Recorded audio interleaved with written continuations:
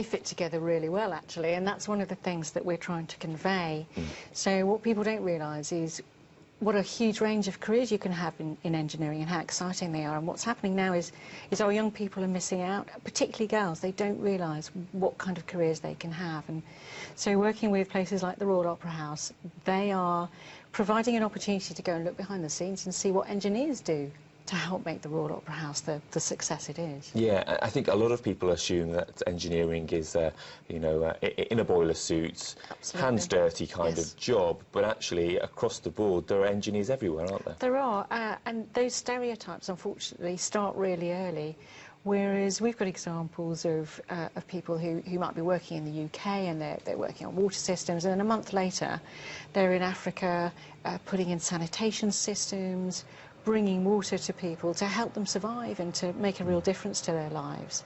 So there's such a variety and there's such an opportunity there that we want to get across. Yeah, the open house scheme doesn't just involve the Royal Opera House. Just tell us about a few of the other places involved. So we've got, this is the first year we've run it. It's a pilot scheme. We've got about 9 venues across the UK. So we've got the Brunel Museum, for example. We've got the National Space Centre and some others across the country. We're hoping that next year we might have a lot more places that are able to open up and show what they do behind the scenes. Now, we've talked a lot about how there is a shortage, a skilled shortage in the UK, and we've mentioned that we know there are lots of girls who aren't going into these careers who could do. Yes. Do you think this scheme is going to help?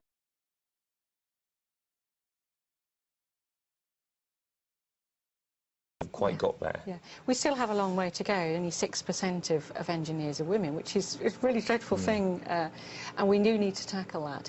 What we're trying to do with this is yes, to inspire the children, but also to show the parents what the careers might be, because the parents are a really important part of opening children's eyes to what they can do. So this is focusing on the parents, but we have to make sure that we're tackling this from every angle, using schools, using organisations and employers, as well as the parents and children themselves. Yeah, do you think there is a problem at home? That actually there is still this idea that parents are suggesting to daughters, be a teacher, or be a primary school teacher, or perhaps you want to be a musician, or maybe consider the arts, and not looking at these other careers? And particularly for girls. So the research that we did earlier in the year was reinforcing that. But what we found was the parents were saying, well, once we know, once we realise, then of course we would be encouraging our children, our daughters, to go into an engineering. And what one of the mothers said was, show us some real people, show us the careers that they could have, show us the engineers, and we'll do the rest. Because it is a fantastic career, it's a well-paid career, it enables you to travel worldwide. There's so much you can do with it. OK, Alison, we're out of time. I imagine if people want to find out more, head to your website. Is that the best place to go? Yes, if you look up Engineer a Better World, you'll find your way through to what's going on today. Lovely.